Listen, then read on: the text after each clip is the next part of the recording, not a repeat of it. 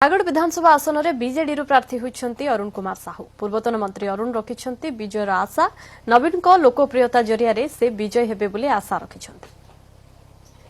नयागढ़ विधानसभा फल पर समस्त रही नजर कारण बीजेडी हेवीवेट नेता अरुण साहू एटे ही प्रतिद्वंदिता करुले। कौन रभाग्य और किभली फलाफल सीधा सड़क आलोचना करवा आम पाखे अच्छा बीजेडी हेवीवेट नेता अरुण कुमार साहू।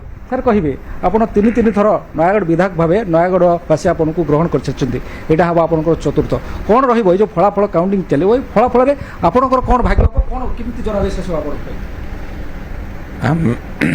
आमे विश्वास रखीचु जनसाधारण आशीर्वाद आम उपर अच्छी विशेषकर मान्यवर मुख्यमंत्री नवीन पट्टनायक जनहितकर काम एवं ओडिशावासी स्नेह श्रद्धा आशीर्वाद अतुट अच्छी ता साथिरे तल स्तर ग्रामांचल एवं सहरांचल प्रभुत विकास होती तेणु जनसाधारणकर आम उपर विश्वास अच्छी और आशीर्वाद अच्छी 2004 2585 भोट 2009 28,000 भोट 2014 20,000 22,000 भोट विकास और प्रगतिमूलक कार्यक्रम निश्चित भाव में गोटे आदृति अच्छी जो गाँव को जनसाधारण कहते जहाँ कम होटा गोटे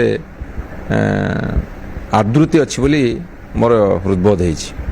जदि जनादेश आपण सपक्ष रहा राय प्रकाश पाइबा आप विजय होती आप कहवा नयागढ़ कौन बाकी रही है कौन अधूरा स्वप्न रही नयागढ़ जहाँ उन्नति होती मो मतरे आहुरी अधिका उन्नति केमती हम मु दिन राति केवल परिश्रम करे एवं स्वप्न देखे एवं काम भी करे नयागढ़ जमी अधिकारु अधिकारु अधिका अधिका उन्नति हो। नयागढ़ जो विधायक अरुण कुमार साहू जी कि तीन थर ए नयागढ़ निर्वाचित होती तीन थर भाव विधायक निर्वाचित होती यहाँ हम चतुर्थ तांकर कहवा कथा नयागढ़वासी से करिसेंती एवं नयागढ़वासी स्नेह संपर्क निश्चित सपक्ष जीव निर्वाचन फलाफल सपक्ष ही नयागढ़ नवकिशोर मिश्र न्यूज 18 ओडिया।